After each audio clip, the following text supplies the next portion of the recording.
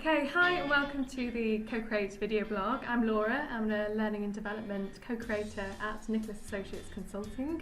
Bit of a mouthful, I know. But today we're with our kind of resident expert in leadership and emotional intelligence, John Sorsby. So say hello, John. Hi everyone. Great, and so this is part of our kind of co-creation series. And what we've been doing is kind of exploring a few kind of thought leaders on leadership.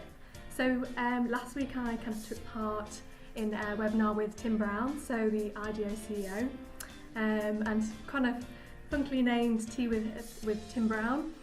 I kind of asked him a few questions on what leading for creativity is all about, really. So what we're going to do is kind of take a few of those concepts and explore them with our kind of own expert, John. So to kind of kick it off, I asked Tim last week a question about how do you deal with others' self-limiting beliefs as a leader? So this question is all about, we have this innate kind of human behaviour that, we have that fear of failure, we have that almost self-limiting belief that we're good at what we do, so why change it? So John, what do you think about this? How do you deal with self-limiting beliefs as a leader? Yeah, good one. I think kind of for me, it's about thinking about kind of internal and external perspectives here. So I guess if you imagine kind of an iceberg analogy, so everything that sits above the waterline in an iceberg is your behaviours, the stuff that we do, the stuff that we say, the stuff that we externalise is our behaviours. And kind of what sits below the waterline, as we know with icebergs, whatever sits above there's much deeper stuff going on below. It's kind of the stuff that people don't see. And I guess really that's things like attitudes, it's about values, it's belief systems, and kind of how and where do they all come from. And I guess for me, it's kind of how are they conditioned. So you, Laura, will behave in a certain way and I will behave in a different way because we're human beings and therefore we're all different. And a lot of that comes from the conditioning. So that could come from, going way back to sort of parents and school. But I guess from my point of view, I'm interested in stuff within an organisation. And there's a commonly used term called dominant company logic. And that's kind of the narrative that can potentially limit your belief system. So if you're an organisation that's very much kind of internally facing and very kind of inflexible, highly controlling, then that will tend to limit your belief system in terms of what you can actually do within that organisation. And as such will create your own self-image. And that self-image in turn determines your behaviour. So I guess conversely to that, as a leader, if you want to kind of create a very creative environment, a creative cultural or organisational environment, then I guess you need to condition that organisation and therefore the people in it to be more externally facing and more flexible.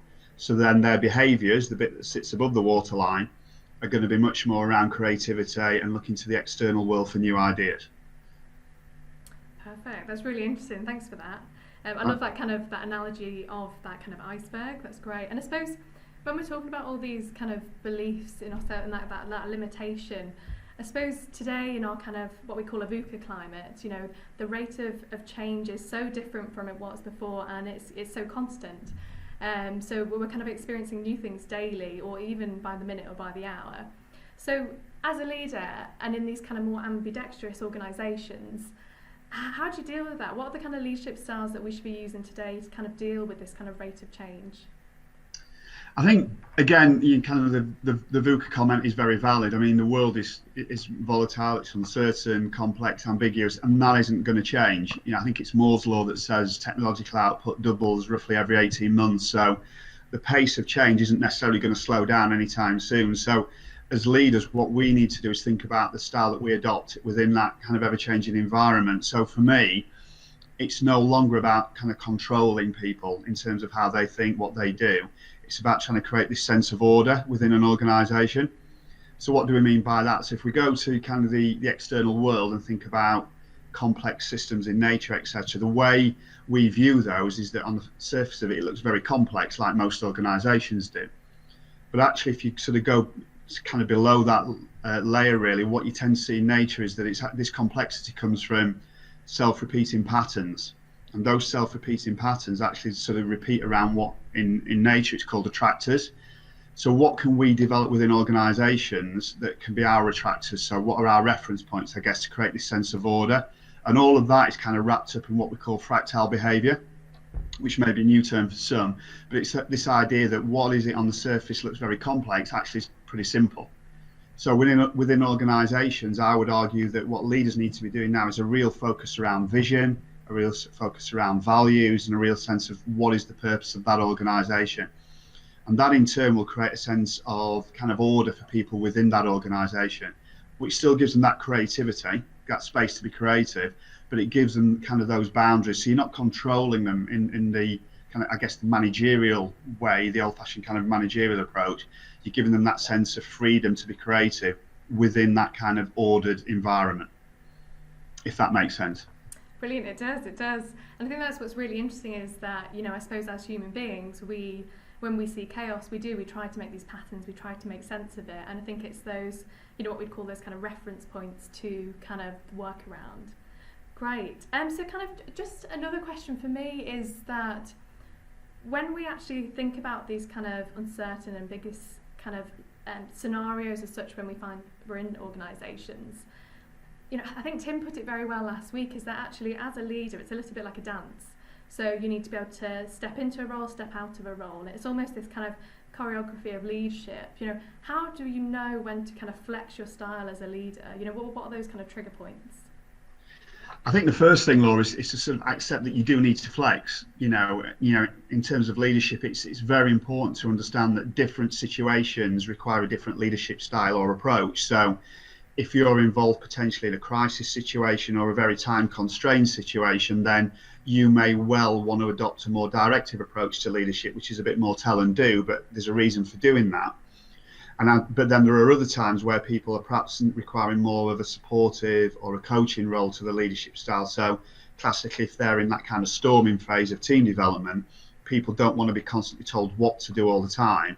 They need to explore their own kind of back to sort of beliefs and attitudes and values around potentially that particular change that's going on and how it affects them. So it's really important, a leader understands that they do need to flex, but then it's also understanding that what is generating that flex. So within an organizational sense, if you are trying to create, as we said earlier, an organization that is more externally facing and more flexible, so-called, if you like, adhocracy kind of environment, then your leadership style needs to allow for that. So it's much more democratic in the way you would lead that organization.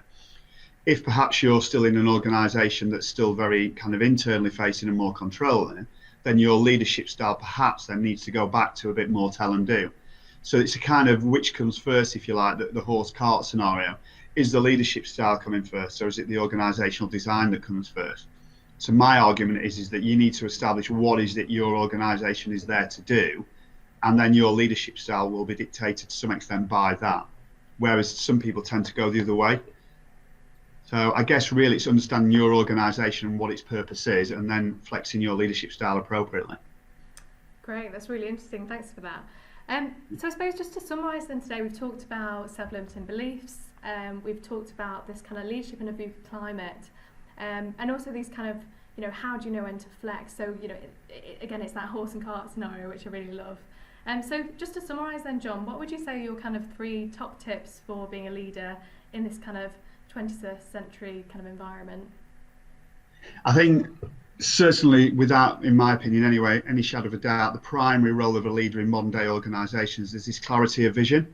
Great. An organisation and its people need to have a sense of where they're going. So that is very, very important. I think secondly, around that is the values that sit around that.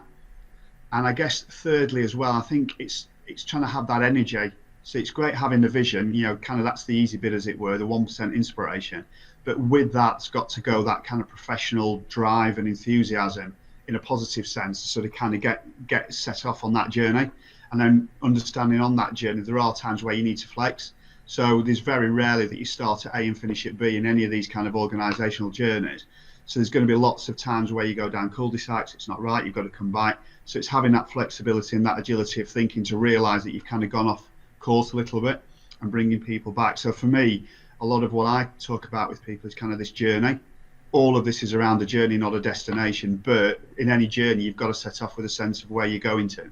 So for me, absolutely, any leader's role is, have you got clarity of meaning in your organisation? If you haven't, I guess you need to go back and redefine that. Brilliant, great. Well, thank you. I think that's it for today. Now, if you do want to reach out to us on our kind of leadership journeys or any of our leadership packages, again, all coaching, this is a really key thing to kind of start your leadership career within. So again, get in touch with John Sorsby, and our Twitter handle is @consulting@NA. And also we've got our kind of website at naconsulting.co.uk. And also, reach out to us on LinkedIn. We're really easy to find. So thank you very much. I've been Laura, and this is John, and hope you've enjoyed our vlog today. Thank you.